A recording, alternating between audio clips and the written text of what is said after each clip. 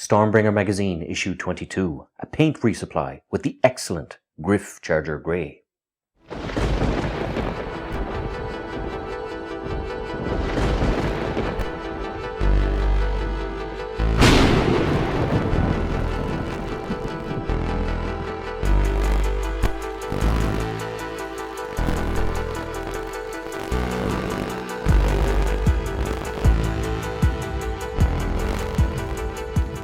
Hello and welcome to the Lucky Roll, an eclectic channel for eclectic games. And today we're going to be doing issue 22 of Hachette Stormbringer magazine. Now this one is a paint issue, but the good thing about paint issues is that they do have some interesting rules and some interesting lore in them.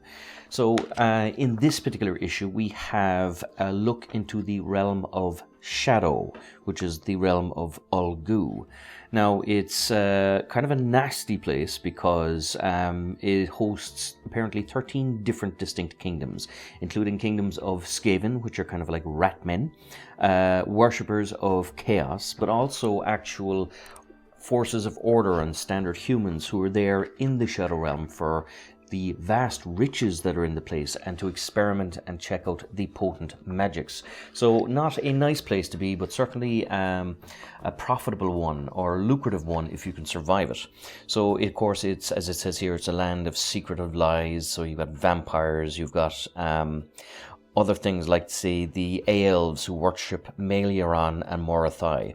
Now, they are actually allies of Sigmar, but they're not someone you would invite to Christmas because they're very kind of bloodthirsty and not so nice.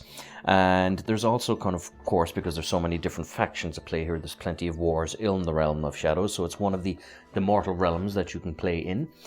You have also the, it covers the death in the mortal realms. So there's a phrase in 40k where even in death I still serve. It's kind of apparent here as well because once a person dies, there's still variable options for them. You have Nagash, which of course, as you can see, would be a lot of his armies here. They would kind of have dominion over all the souls, or had dominion over all the souls. So Nagash would kind of, as soon as someone died, Nagash would have gotten their souls.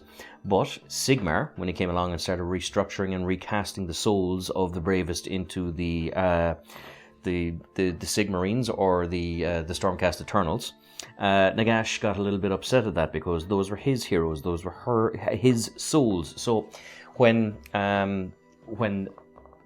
Mortal Realms was reintroduced, Nagash became one of the big kind of villains of the piece because he was trying to take back what he considered rightfully his, the souls of the brave dead. There's also Chaos, which have their own monopoly on souls, because if a mortal soul dedicates itself to chaos and to evil, they're not only bound in servitude in life but also in death, so Nagash would have problems with them. And there's even the Grots and the Oruks. No one actually knows what happens to their souls, even the Grots or the Oruks themselves, but they still end up in a lot of these fights somehow, because there's nothing an Oruk or a Grot likes more than a good fight. You have an interesting little table here called Stormcast Origins. So if you want to kind of help making a backstory for some of your characters, this allows you to do so. And you have a similar one here for the Oruks. Of course, it goes into kind of techniques now here on painting and shading, which is an interesting one because there is a contrast paint here that is very useful that I'll talk about in a second. But the paint guide, of course, just kind of goes into it. So you see lots of different examples, what's possible, things like that. There's also a big focus on the rules, so you do get more of the rules. And finally, you have a mission called Vital Intelligence, where you use the forces of orders and destruction against each other and win conditions.